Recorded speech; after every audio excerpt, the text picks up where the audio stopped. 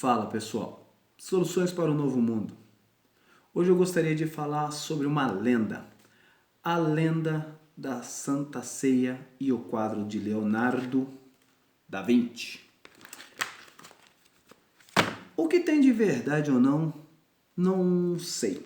O que eu sei é que é uma lenda e por ser muito interessante, cabe ao assunto que eu quero refletir, eu vou contá-la assim mesmo.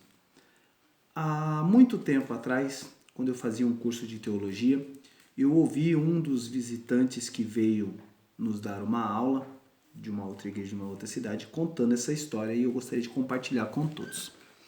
Ele conta que quando o Leonardo da Vinci estava no intuito de fazer o quadro da Santa Ceia, da Última Ceia, ele começou a procurar modelos, que ele usava muito modelos vivos para fazer as suas obras, né? E ele saiu, né, pela Itália, pelas cidades da Grécia e outros lugares viajando, para ver se encontrava modelos que refletiam melhor cada personagem da Santa Ceia. Então ele quis começar por Cristo, né? E ele andando ali pelas cidades, Veneza e outras cidades, ele viu numa determinada igreja, ele viu um jovem que cantava no coral. O jovem era alto, muito bonito, com seus cabelos caracolados, né? Um rapaz de expressão muito boa, de estatura, um modelo perfeito para fazer a imagem do Cristo. E ele chegou gentilmente, convidou o rapaz para ser o seu modelo, e o rapaz aceitou, eles combinaram lá certinho valores, tempos e os dias do trabalho, até que ele terminasse de fazer a imagem de Cristo, que foi a sua imagem central e principal. Depois ele foi procurando ali no vilarejo, em outras cidades, cada personagem que se encaixava com a descrição da Septuaginta para conseguir fazer o quadro de maneira o mais precisa possível, de acordo com as características que eram informadas pelos relatos históricos da época. E assim ele foi e fez a pintura, Tiago, Pedro, João, né, Tomé, Felipe, e por aí foi todos os discípulos. Ele deixou para fazer Judas Iscariotes por último, porque ele sabia que teria uma missão tão complexa, tão complicada quanto a de encontrar Cristo, que era encontrar um personagem que se descrevesse o mais fiel possível com Judas Iscariotes e as características da sua história, o que o envolveu no contexto, né, da última Santa Ceia. E ele procurou, em vários lugares, ele procurou alguém que passasse essa carga negativa, que tivesse uma expressão carregada, que tivesse algo que realmente chamasse atenção, né? E para que ele conseguisse colocar na tela, na sua pintura, as características, né, que indicariam que aquele personagem seria Judas Iscariotes. A sua procura foi muito árdua. Ele procurou por becos, vielas, bares, os lugares mais sombrios das cidades de Roma, Veneza e as cidades circunvizinhas ali para ver se o encontrava. E conversando em um café, né, assim diz a história, numa espécie de bomboniere, de um bar, eu não sei bem, ele conversava com o dono do bar e explicava, né, da sua peleja para conseguir encontrar um personagem tão fatídico que pudesse expressar com toda a carga negativa que esse nome Judas Iscariotes trazia para sua pintura. E o dono do bar disse, tem um lugar aonde vai a escória da escória, aonde tem prostitutas, bêbados, drogados, ladrões, e eles ficam perdidos lá nesse determinado lugar, né? Um lugar bastante sombrio, e eu te aconselho a ir com uma certa segurança, mas lá você vai encontrar personagens muito característicos com isso. E já fazia um bom tempo que ele estava fazendo esse quadro. Reza a lenda que ele demorou mais de 5 anos para fazer esse quadro, né?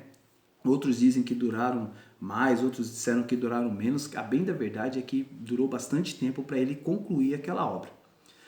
E ele, acatando ali os conselhos do dono ali do estabelecimento, começou a procurar nos lugares aonde ele havia indicado. E numa noite de chuva, uma noite escura, fria, ele caminhando por algumas vielas, ele viu um homem deitado em uma calçada, extremamente embriagado, com as suas roupas em maltrapilho, cheirava um pouco mal, os seus cabelos estavam embaraçados e sujos, né? Além de molhados e tanto da chuva quanto da lama da sarjeta. Ele estava encostado, enrolado em um pano que cheirava um pouco mal e estava rasgado.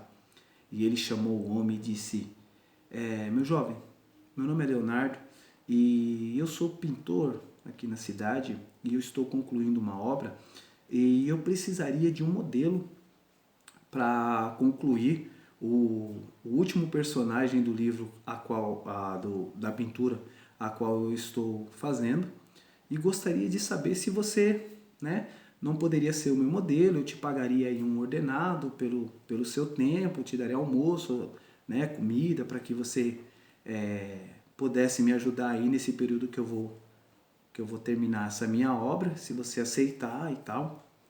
E o jovem pegou e olhou para ele com dificuldade e disse: o que você está pintando? E aí Leonardo disse: eu estou pintando o quadro da última Santa Ceia de Cristo. E esse rapaz começou a chorar desesperadamente, copiosamente, chorava desesperado, pedia perdão e fazia tudo isso.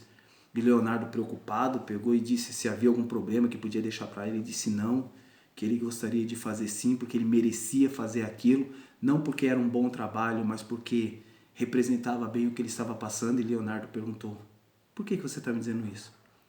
Aí ele olhou para os olhos de Leonardo, chorando, e disse: há 3 anos atrás, você me convidou para pintar o mesmo quadro, só que na época, para fazer o Cristo. E essa história mexeu muito comigo na época, e eu espero que traga uma boa reflexão para quem estiver vendo, porque Cristo, ele nos diz o seguinte: ouviste o que foi dito, ame o seu próximo e odeie os seus inimigos. Eu, porém, vos digo, ame os que vos odeiam, orem pelos que vos perseguem, porque Deus faz nascer o sol sobre justos e injustos, né? E por que eu disse isso? Por que Jesus nos manda amar os nossos inimigos como nós amamos os nossos amigos? Porque talvez eles sejam a mesma pessoa. Porque infelizmente a vida me ensinou, que as pessoas que mais mentem, que mais nos ferem, que mais nos traem a confiança, a amizade, que mais nos machuca, que mais mentem para nós, são as pessoas que dizem nos amar. E sendo assim, eu deixo aqui a minha reflexão. Forte abraço a todos, saúde, paz, e refletir a cada dia sobre o que somos e o que devemos fazer. Para mim será a solução para o novo mundo. Até que venha.